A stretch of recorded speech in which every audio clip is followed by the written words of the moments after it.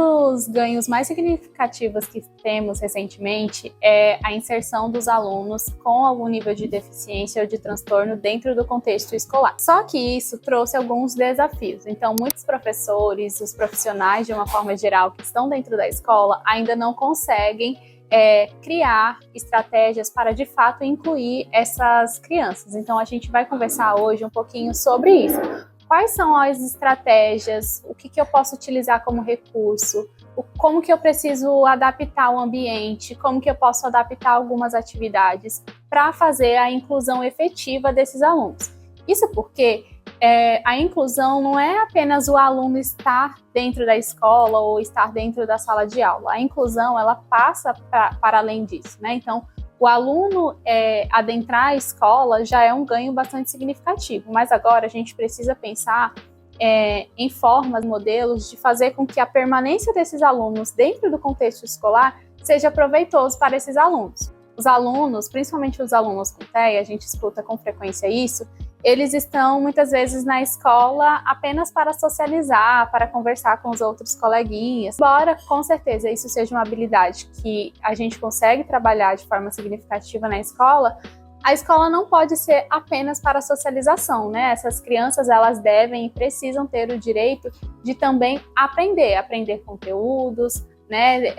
Aprender atividades, aprenderem a se desenvolver. Sobre os problemas comuns ao ensino.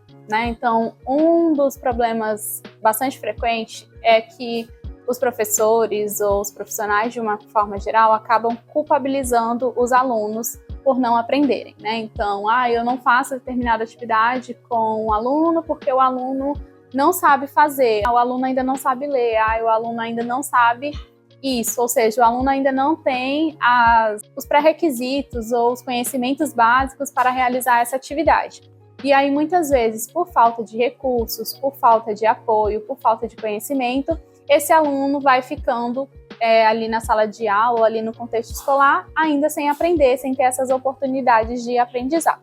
Outro problema bastante comum na sala de aula são os alunos serem muito passivos. Ou seja, nós temos salas de aulas onde os professores definem por si só o conteúdo, como esse conteúdo vai ser abordado, e os alunos muitas vezes ficam ali só para receber esse conhecimento. Então, os professores muitas vezes acabam não utilizando ideias ou propostas dos alunos para fazer esse planejamento das aulas. Então, eu não sou contra, nem estou aqui criticando aulas expositivas. Elas são importantes e necessárias em diversos momentos, né? Mas que não sejam todas as aulas nesse mesmo formato, que a gente pense em formatos ou em estratégias diferentes, que os alunos consigam ser mais ativos realmente nesse processo de aprendizagem.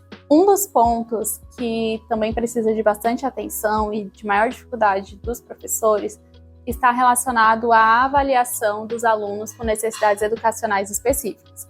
Ou seja, muitas vezes isso, né, o formato da educação básica de uma forma geral, existe um modelo de que o assunto é exposto e em um determinado período existe uma avaliação para verificar se o aluno aprendeu aquele conteúdo, né? Para esses alunos, a gente precisa mudar um pouquinho o formato dessas avaliações. Então, é importante que haja uma avaliação inicial, ou seja, o professor, ele precisa ter conhecimentos básicos sobre esse aluno. Então, como que esse aluno aprende? Ele aprende melhor de forma visual, ele aprende melhor a partir de objetos concretos, ele aprende melhor a partir de vídeos, né? Então, o professor, ele precisa ter esse tipo de conhecimento.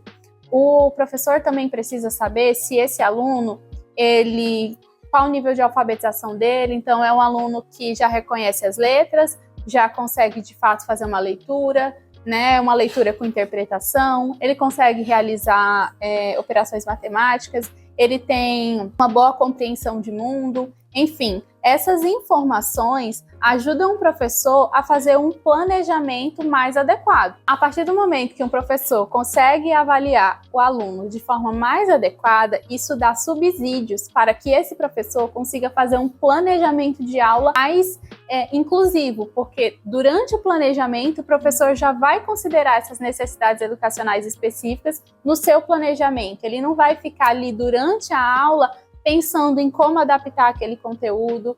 Ele não vai ficar ali naquele momento da aula tentando ajustar o conteúdo ao aluno. Não, ele já tem esse conhecimento sobre o aluno, então ele já consegue fazer um planejamento mais adequado. Além disso, as avaliações, elas podem ser contínuas, ou seja, não precisa ser em um momento específico a avaliação. Eu posso ir avaliando esse aluno ao longo de todo o período, de todo o bimestre ou de todo o semestre, né? Então, eu vou ali verificando como que esse aluno tem se comportado. Essa avaliação, ela também é primordial para a elaboração do PEI, por exemplo, né? Que é o Plano Educacional Individualizado.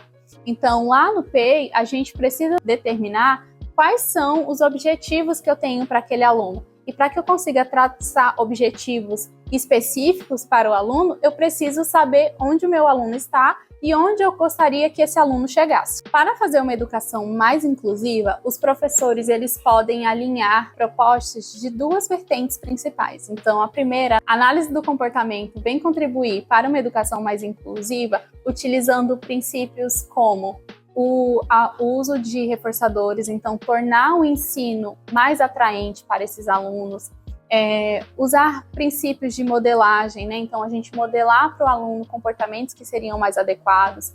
A gente também pode fazer análise de tarefas, né? Então pegar atividades ou tarefas ou conteúdos, conceitos que são difíceis de serem aprendidos e dividir essas informações em pequenos passos para que seja mais possível ensinar esses alunos.